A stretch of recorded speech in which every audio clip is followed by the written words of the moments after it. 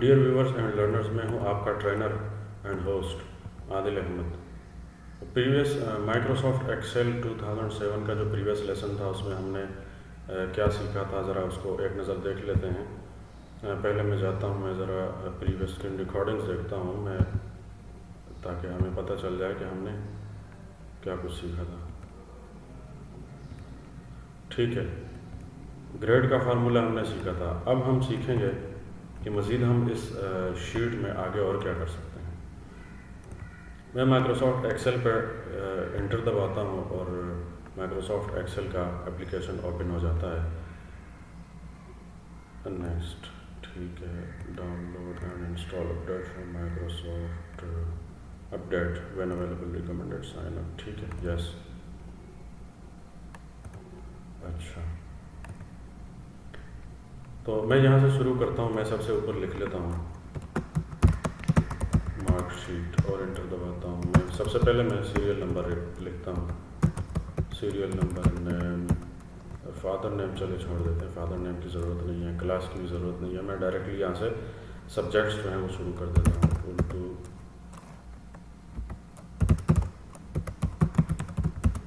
इस्लामियात, English, math, bio, chemistry, या सिर्फ हम इसको शॉर्ट करके लिखते हैं, कैम फॉर केमिस्ट्री, फिज़िक्स और कंप्यूटर। ठीक है, और इसके साथ साथ हम मज़ीद और लिखते हैं कंप्यूटर के साथ, कंप्यूटर। अच्छा, मेरे पास सब्जेक्ट कितने हो गए, ये हम मार्कशीट बना रहे हैं। तो अच्छा, इस्लामियात 1 2 3 4 5 6 7 8, उनसे अगेन काउंट कर लेते हैं। Urdu, Islamiat, English, math, bio, chemistry, physics, computer. ठीक है, 8 सब्जेक्ट हो गए। आप अपनी मर्ज़ी का सब्जेक्ट ले सकते हैं, 7 भी हो सकते हैं। यहाँ हम लिखते हैं total marks, TM for total marks. यहाँ हम लिखते हैं ऑब्टेन मार्क्स। ठीक है, और यहाँ हम लिखते हैं परसेंटेज, और यहाँ परसेंटेज के साथ हम सिंबल लगा लेते हैं। शिफ्ट के साथ कीबोर्ड से 5 प्रेस करें। अच्छा, परसेंटेज के बाद मैं लिखता हूँ ग्रेड और उसके बाद रिज़ल्ट। तो हम यहाँ से यहाँ तक सिलेक्शन करते हैं और सिलेक्शन देने के बाद यहाँ इस पर कोई टेबल का जो स्टाइल होता है, टेबल फॉर्मेटिंग, उनमें से कोई भी स्टाइल हम अप्लाई करते हैं। ठीक है, तो चलें हम इस पर ये स्टाइल अप्लाई कर देते हैं। सॉरी, ये नहीं है टेबल फॉर्मेटिंग, ये नहीं है, फॉर्मेट। अच्छा, व्यू में भी नहीं है। होम, कंडीशनल, सॉरी, ये तो वो है, स्टाइल्स हैं। रिव्यू, व्यू, अच्छा, व्यू में भी नहीं है। इंसर्ट में, पेज लेआउट में हम ढूंढते हैं कि हमें ये कहाँ मिलेगा। डेटा में भी नहीं है, रिव्यू में भी नहीं है। अच्छा, और व्यू में भी नहीं है। ठीक है, होम पर देखते हैं, हमारे पास अलाइनमेंट, फ़ॉन्ट, अच्छा, क्लिपबोर्ड, नंबर, स्टाइल्स हैं, अच्छा, सेल्स हैं, एडिटिंग है, cells, insert cell, delete cells, format cells. अच्छा, फॉर्मेट सेल्स पे आ जाते हैं और कॉलमेट। चलें, ठीक है, इसको हम छोड़ देते हैं। हम यहाँ आते हैं और यहाँ से हम मोर बॉर्डर, यहाँ से बॉर्डर अप्लाई कर देते हैं। इस पर हमने बॉर्डर अप्लाई किया और इनका जो फ़ॉन्ट साइज़ है वो मैं 12 पॉइंट्स रखता हूँ, और इसी तरह जो इसका फ़ॉन्ट स्टाइल है वो यही रहने देता हूँ। इसको मैं थोड़ा जूम इन करता हूँ, ये मैंने जूम इन कर दिया। ठीक है, अपने पेज को यहाँ से फर्स्ट सेल जो है हमारे पास, जो वहाँ से लेके ये लास्ट सेल के ऊपर तक मैंने सिलेक्शन की और मैं यहाँ से मर्ज कर रहा हूँ। मैंने मर्ज पर क्लिक कर दिया। अब इसी सेल, ये पूरा सेल एक जो है वो, जितने भी सेल्स थे वो एक सेल बन गया। और अब इसमें हमने ये करना है कि जो फ़ॉन्ट स्टाइल है, साइज़ है, वो मैंने थोड़ा इंक्रीज़ कर दिया। सीरियल नंबर, अच्छा, इनको मैं थोड़ा सा कलर अप्लाई कर देता हूँ इन पर फिल कलर सेल्स का, सॉरी, यह मैं इन पर कोई भी कलर अप्लाई कर देता हूँ, थोड़ा सा लाइट कलर अप्लाई कर देते हैं, येलो। येलो ठीक है, ऑरेंज कलर भी ठीक है। यहाँ मैं 1 लिखता हूँ, नीचे 2 लिखता हूँ, नीचे 3 वगैरह। मैंने आपको नंबर इंसर्ट करने का तरीका बताया था, आप उसी मेथड के ज़रिए इंसर्ट कर सकते हैं नंबर, ठीक है। मैं यहाँ कोई भी नाम लिख देता हूँ। इस्लामियात में इस स्टूडेंट के जो है, सॉरी, मैंने सिर्फ नेम लिखा और क्लास वगैरह कुछ भी नहीं लिखा। आप क्लास भी लिख सकते हैं, जिस तरह मैंने प्रीवियस लेसन में, लेसन नंबर 3 में आपको बताया था कि आप क्लास भी लिखें, आप पूरा मार्कशीट जिस तरह स्टैंडर्ड होता है उसी तरह बनाने की कोशिश करें।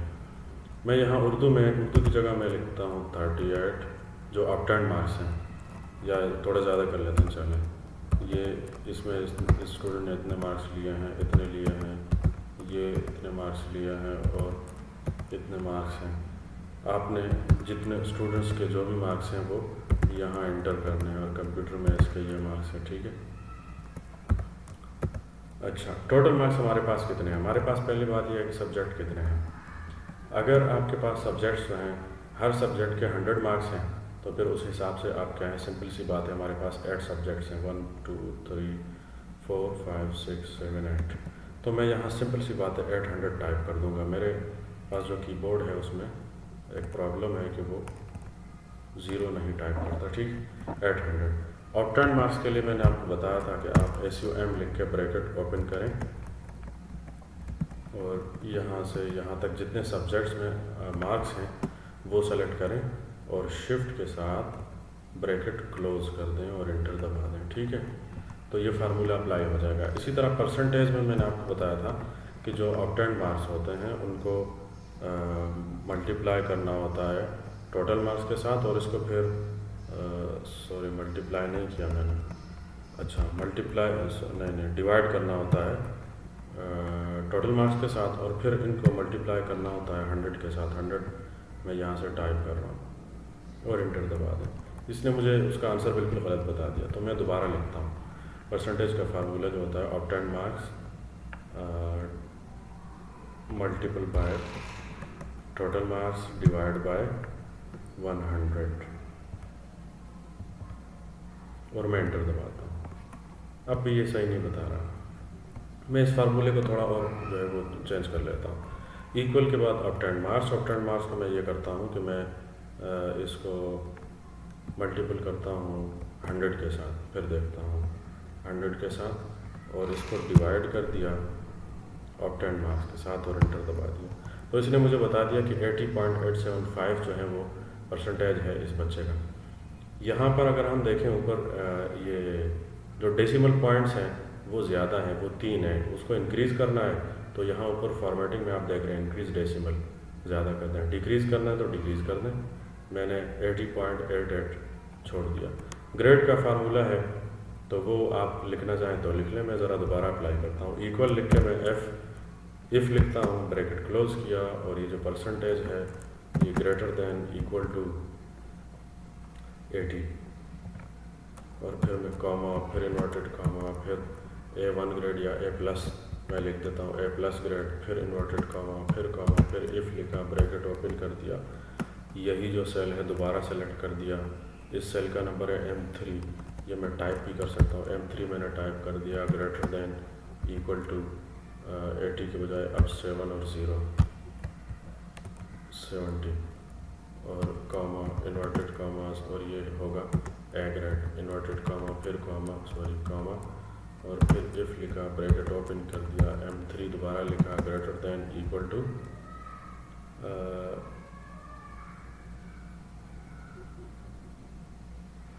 नहीं, एक जगह गलती हुई। ये यहाँ देखें, ए के बाद इन्वर्टेड कॉमास लगानी थी, मैंने सिंगल कॉमा लगाया। फिर इफ़ लिखा, bracket open, M3 is greater than equal to, यहाँ 70 से नीचे 60 होता है तो ये लें 60, और उसके बाद कॉमा, इन्वर्टेड कॉमा, और ये B ग्रेड होगा, फिर इन्वर्टेड कॉमा, कॉमा, और उसके बाद मैं दोबारा वंस अगेन इफ़ टाइप करता हूँ, ब्रैकेट ओपन कर दिया, और M3 सेल दोबारा सेलेक्ट कर दिया, फिर greater than equal to 50,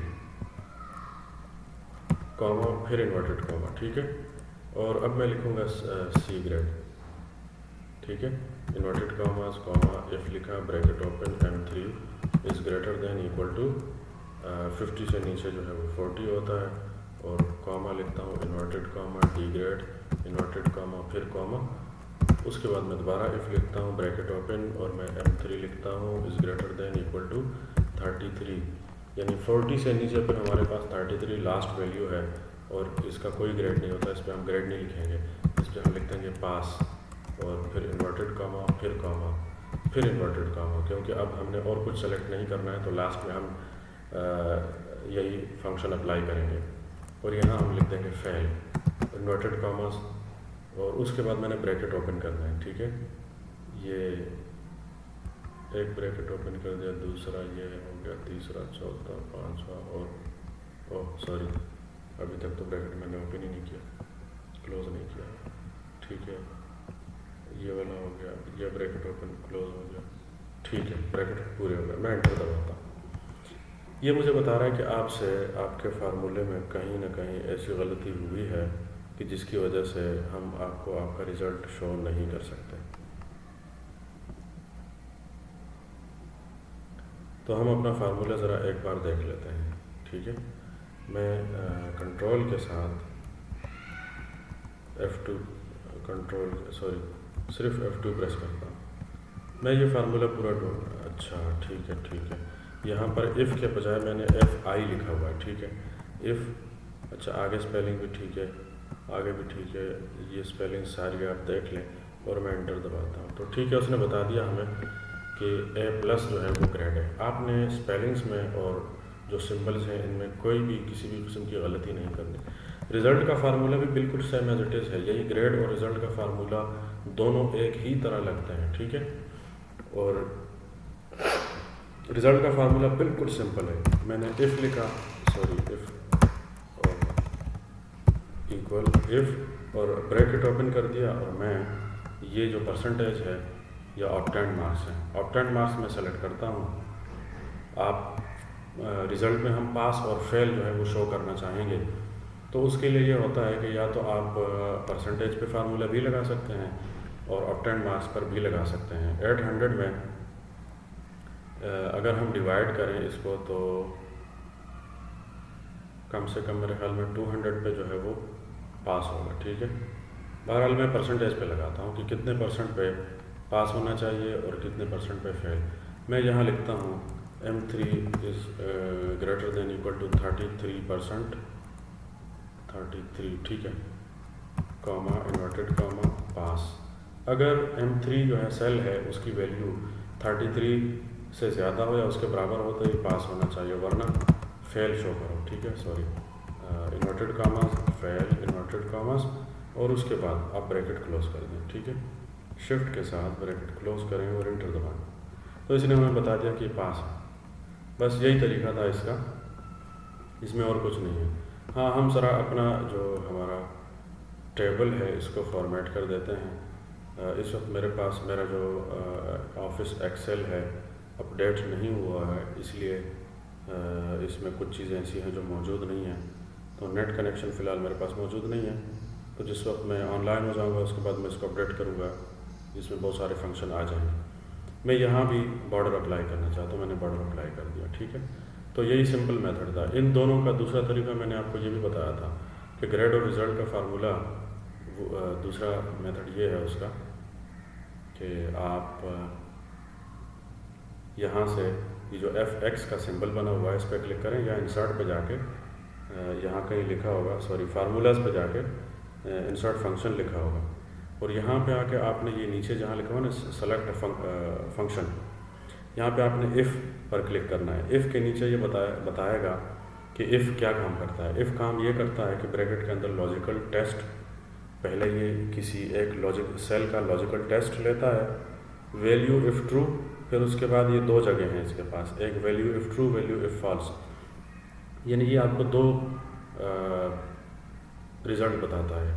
logical test ये है कि लॉजिकल टेस्ट में आपने उस सेल का नंबर देना है और उसके साथ कुछ टेस्ट लगाना है। जैसे मैं ग्रेटर देन और इक्वल टू का सिंबल लगा देता, तो उसी को फॉलो करते हुए माइक्रोसॉफ्ट एक्सेल का जो कैलकुलेटर है वो इसको टेस्ट करता है। टेस्ट करने के बाद जो मैंने वैल्यू दी थी पास या फेल, तो वो यहाँ इसके अगेंस्ट में शो होगी। ओके प्रेस करें, ये डायलॉग बॉक्स आ जाएगा। मैं इसको ज़रा एडजस्ट करता हूँ। इस सेल को मैंने सेलेक्ट कर दिया, या इसको भी सेलेक्ट कर सकते हैं। मैं इसी सेल को सेलेक्ट करता हूँ, मैं लिखता हूँ ग्रेटर देन इक्वल टू और कीबोर्ड ऑन करता हूँ। ठीक है, कीबोर्ड, अच्छा 80, ठीक है। और फिर उसके बाद मैं टैब दबाता हूँ, यहाँ आता हूँ। ठीक है, सॉरी, टैब दबाया और यहाँ मैं लिखूँगा A+ या A1, आप कुछ भी लिख सकते हैं। फिर टैब दबाऊँगा, फिर ये जो इफ़ लिखा हुआ यहाँ पे इस पर क्लिक करूँगा। लेकिन फ़िलहाल मुझे ज़रूरत नहीं है, मैंने फार्मूला अप्लाई कर दिया है। और पिछले लेसन मैंने आपको बताया था कि फार्मूला इस तरह अप्लाई होता है। तो आज का लेसन इतना ही काफ़ी है। इंशाल्लाह नेक्स्ट लेसन के साथ फिर हाज़िर होंगे। इजाज़त दीजिए, अल्लाह हाफ़िज़।